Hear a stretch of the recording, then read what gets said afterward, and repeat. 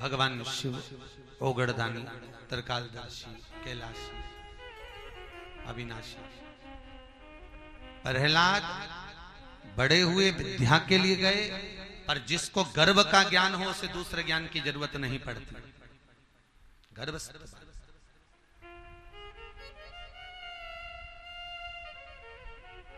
दूसरा ज्ञान नहीं चाहिए। पूछा सृष्टि का पालन करता कौन है? प्रहलाद ने कहा भगवान।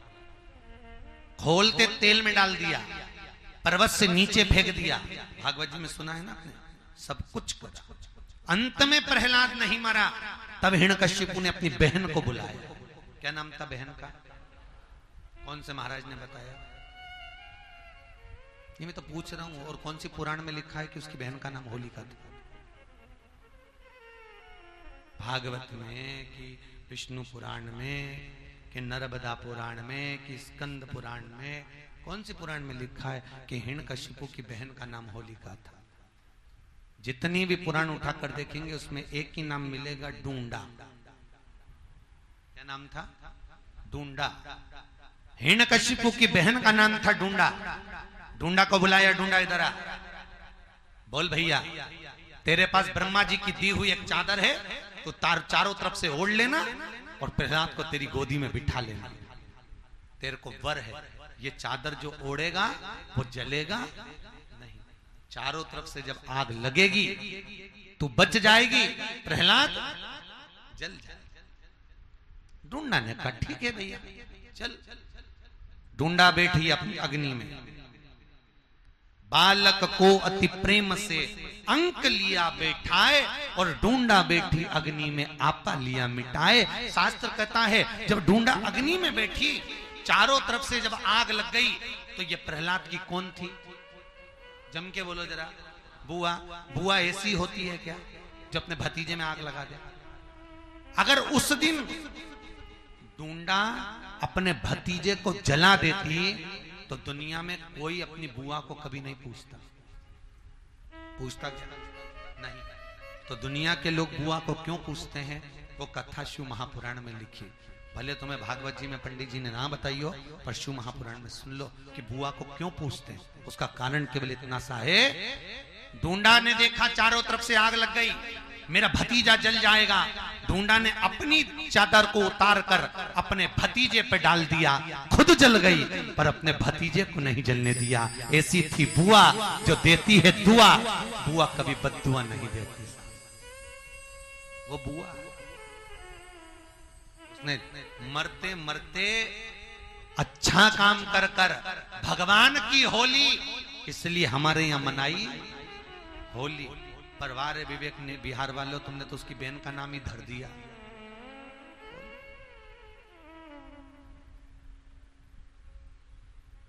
राक्षस कुल में जन्म लेकर अच्छा काम करके परमात्मा की होली, इसलिए होली मनाई। उसका नाम होली नहीं, नाम था डूंडा। इसलिए आज भी होली में ढूंढ लगते। ढूंढ मतलब मोटे मोटे लक्कड़। वो डूंडा के लकड़ी नहीं लगती, लक्कड़ लगते मोटे मोटे, ढूंढ, क्योंकि उसका नाम डूंडा था। प्रहलाद फिर बच गए। प्रहलाद बचे। हिरण्यकशिपु ने पूछा कहां है तेरा भगवान? सर्वस्व क्या खंबे में तेरा भगवान है? खंबे में भी है। क्रोध आ गया, और क्रोध आया, उठाई गदा, प्रहार किया। जैसे ही खंबे पर प्रहार करा, खंबा टूट के नीचे गिरा। नरसिंह भगवान प्रकट हो गए। बोल नरसिंह भगवान की।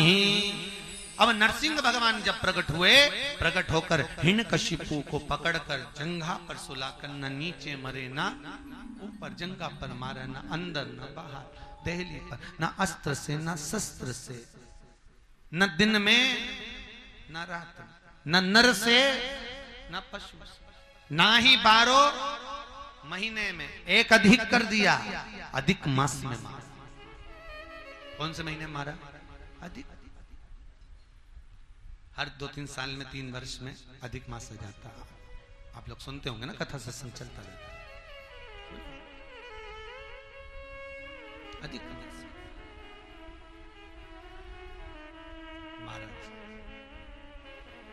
नरसिंह भगवान को इतना क्रोध, इतना क्रोध। अब यहां तक की कथा तो आपने भागवत जी में भी सुनी है। नरसिंह भगवान का चरित्र जो शिव महापुराण में लिया गया है उसको श्रवण करिए। इतना क्रोध नरसिंह भगवान का, जहां जाते वहीं उपद्रव मचा देते। ब्रह्मदेव के यहाँ गए तो ब्रह्मा जी का पूरा ब्रह्मांड तोड़ दिया। इंद्र लोक में गए तो इंद्र की कुर्सियां छोड़ दी, सब तोड़े, देवता सब भागे। नरसिंह भगवान जहां जाते वहां तोड़ फोड़ करके आते। सब घबराने लगे, सब इकट्ठे होकर भगवान शिव की शरण में गए।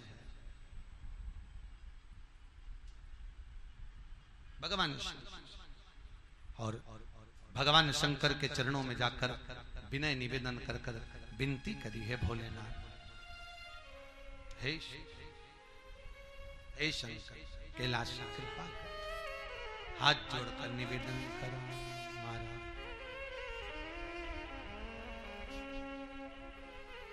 नमामि शमीशा निर्वाण रूपम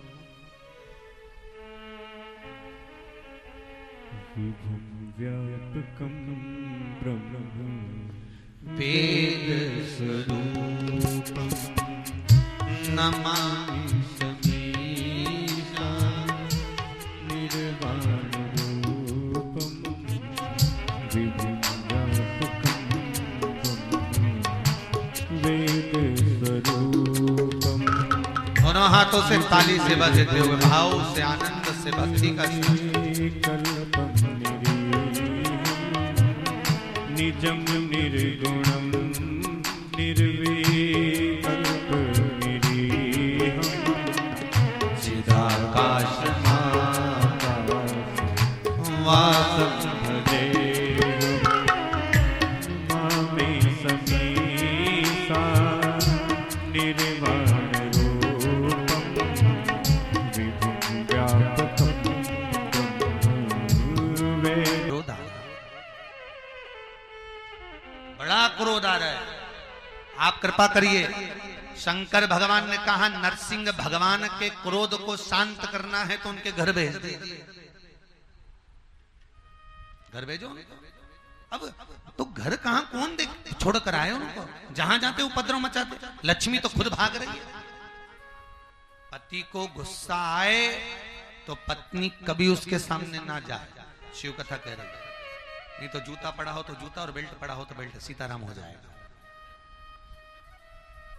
इसलिए ना जाइए, कभी ना जाओ। एक को गुस्सा आए तो एक जरा शांति रखो। पर कई पूछ रहा था ऊपर, गुरुजी पहले के समय में तो दशरथ जी के यहाँ पर हमने कथा में सुना कि कोप भवन में के कई गई थी। मतलब पहले एक रूम ऐसा बनता था जिसमें लोग गुस्सा करते थे। आज के समय में वैसा रूम नहीं बनता। हमने कहा बेटा बनाने की जरूरत ही नहीं, पूरा घर ही कोप भवन है, कहा करोगे बना। चारों तरफ ही कोप भवन है, जहां देखो वहीं पर क्रोध। कोई इस कमरे में गुस्सा कर कर बैठा है, कोई हॉल में गुस्सा कर कर बैठा है, कोई उस रूम में बैठा है, सब दूर को। क्या करोगे कोप महाराज। अब क्रोध इतना। भगवान शंकर ने कहा एक काम करते हैं, तुम कोई चिंता मत करो, 33 कोटि देवता मुझ में आकर समाहित हो जाए। नरसिंह भगवान को उठाऊंगा मैं, सरम्ब पक्षी का रूप रखूंगा। सरम्ब पक्षी एक गिद्ध जैसा, जटायु जैसे पक्षी होता है। सरम्ब पक्षी का रूप रखूंगा मैं और नरसिंह भगवान को उठाऊंगा, पंजे से ले जाऊंगा। भगवान ने सरम्ब पक्षी का रूप रखा, पंजे में उठाया, ले जाकर बद्रिकाश्रम में अलखनंदा नदी में नरसिंह भगवान को पटक। अब नरसिंह भगवान को पटका तो नरसिंह भगवान तो नीचे चले गए, उनके कपड़े ऊपर रह गए। जो कवच था, कपड़े थे वो ऊपर। भगवान विष्णु जैसे ही जल में गए, क्रोध समाप्त हुआ।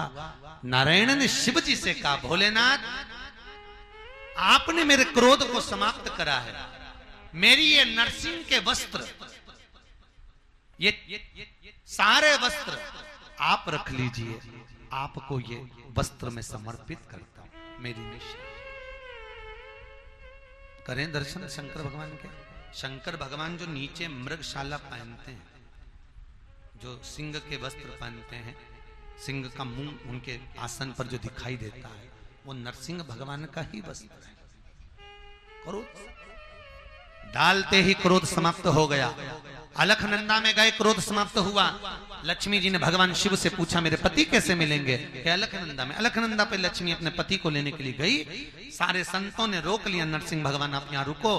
भगवान कहने लगे मेरे प्रतिबिंब के रूप में एक शिला यहाँ रहेगी, आप जाइए। और भगवान विष्णु गए, नरसिंह शिला के रूप में एक शिला अलखनंदा में आज भी विराजमान है। आप लोग कभी बद्रीनारायण जाएं तो जो पुल आप पार करते हैं उसमें राइट हैंड पर ताप्ती कुंड के नीचे नदी के अंदर एक बड़ी सी शिला है, उसको लोग नरसिंह शिला कहते हैं। महाराज, जिस व्यक्ति को बहुत ज्यादा क्रोध आता हो, बहुत क्रोध आता हो, उस व्यक्ति के लिए एक मौली, मौली मतलब लच्छा हाथ में बांधते हो, नाड़ा लच्छा, उसको कलदार पर लपेटकर उस नरसिंह शिला पर फेंक दीजिए, नाम लेकर, वो व्यक्ति का क्रोध एकदम समाप्त हो जाता है। नरसिंह शिला क्रोध को समाप्त करने वाली शिला। कभी आप लोग जाएं तो नरसिंह शिला का अवश्य दर्शन करें। नरसिंह शिला भगवान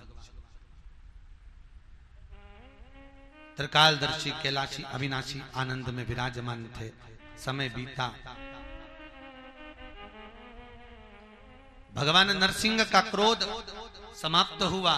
भगवान शिव आनंद में विराजमान हुए। शंकर जी का एक नाम पड़ गया, बोले श्रंभेश्वर महादेव की हर हर महा। महाराज, जिसकी किडनी लीवर काम ना कर रहा हो, डॉक्टर डायलिसिस का बोल दिए हो या डायलिसिस चल रहा हो, जिसका किडनी लीवर काम ना करे, यदि ध्यान देना, कमल गट्टे की माला, कमल गट्टा जो आता है ना काला कलर का, उसकी एक माला आती है, 108 कमल गट्टे की माला लें, शंकर को वो समर्पित करें। उसी कमल गट्टे की माला से श्रंभेश्वर महादेव का नाम लेकर जाप करें और एक एक बेलपत्र शंकर को समर्पित करते हैं। थोड़ी देर बाद जब सारी बेलपत्र समर्पित हो जाएं, शंकर पे चढ़ा हुआ जल श्रंभेश्वर महादेव का नाम लेकर आचमन कर ले। क्योंकि जिनकी किडनी लीवर गड़बड़ हो जाता है, डायलिसिस वाले को पानी भी नाप तोल कर पीना पड़ता है। थोड़ा सा पानी जल श्रंभेश्वर महादेव के नाम से आचमन करें, आपका डायलिसिस बंद हो जाएगा, किडनी लीवर वापस काम करना चालू कर देगा। महाराज, श्रंभेश्वर महादेव के नाम में इतनी प्रखरता होती है, इतनी प्रबलता होती है कि यदि कोई बच्चा, कोई घर का व्यक्ति, कोई सास, कोई बहू, कोई पुरुष, कोई नारी अगर घर में चिड़चिड़ प्रवृत्ति कर रही हो, तो श्रंभेश्वर महादेव का नाम लेकर मात्र थोड़ा सा पानी, गिलास पानी का उसके सामने दे दो, और अगर वो पानी पी ले तो 5 मिनट में वो एकदम शांत हो जाती है। श्रंभेश्वर महादेव का इतना प्रमाण। कौन से महादेव? श्रंभेश्वर भगवान शंकर का एक अवतार श्रंभेश्वर के रूप में, क्रोध को समाप्त करना, क्रोध को शांत करना, चिड़चिड़ प्रवृत्ति को शांत करना।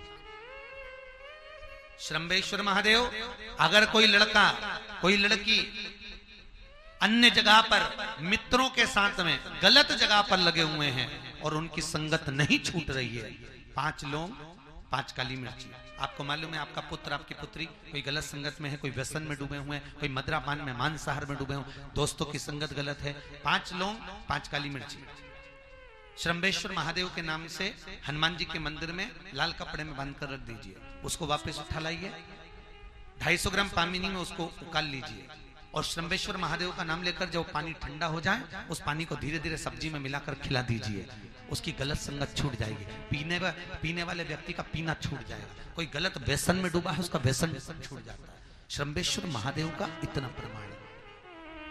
भगवान शिव का स्मरण करिए, बोलो श्रंभेश्वर महादेव की। भगवान शंकर श्रंभेश्वर रूप धारण कर, श्रंभेश्वर क्रोध को संयमित करता है। क्रोध, महाराज, क्रोध को संयम में लाकर, चिड़चिड़ प्रवृत्ति, क्रोध, सबको भगवान शंकर का एक स्वरूप है। हमारे शास्त्र, कई लोग तो कहते हैं महाराज जी पूरा हॉस्पिटल आपका शिव महापुराण में है। ऐसा कोई रोग, ऐसी कोई बीमारी, ऐसी कोई दुख, ऐसी कोई तकलीफ जो कि शिव महापुराण में ना हो। शिव महापुराण भगवान शिव की कृपा है। सर्वे भवन्तु सुखिनः। महाराज शंकर है ही, उसको महामृत्युंजय कहते हैं। क्या कहते हैं उसको? महामृत्युंजय, कि जो मृत्यु को भी जीत ले। मृत्युंजय है वो, जो मृत्यु पर भी विजय प्राप्त कर लेता है। परसों की कथा में कहा था कि मौत की भी मौत शंकर के दरवाजे पर होती है। मौत की मौत।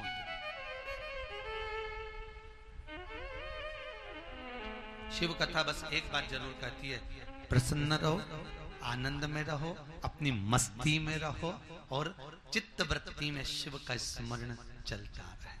भगवान शंकर को ये लोग जो निंदा करते हैं, बुराई करते हैं, चुगली करते हैं, इससे बड़े परे रहिए, बड़े परे। कोई निंदा करे भी तो करने दो, कोई बुराई करे भी तो करने दो, कोई वृत्ति में अगर कुछ अपशब्द बोल भी रहा है तो बोलने दो। क्या किसको रोइए, चादर तान के सोइए। आग लगे बस्ती में, बोलो अपन रहो मस्त। मीराबाई थी, मीराबाई कितनी मस्त। मैं तो चली वृंदावन राणा, मेरे तो भाग जगे, तेरे महलों में आग लगे। अपने कहीं कर। कई माताओं की आदत रहती है, घर घर घर घर, बेचारी झाड़ू पोछा लगा लगा लगा लगा, घर साफ करो, सोफा साफ करो, पलंग साफ करो, रोटी बना के खिला, ये करो वो करो, पूरी जिंदगी बस काम करते करते करते करते, और आखिरी में चलो और भजन।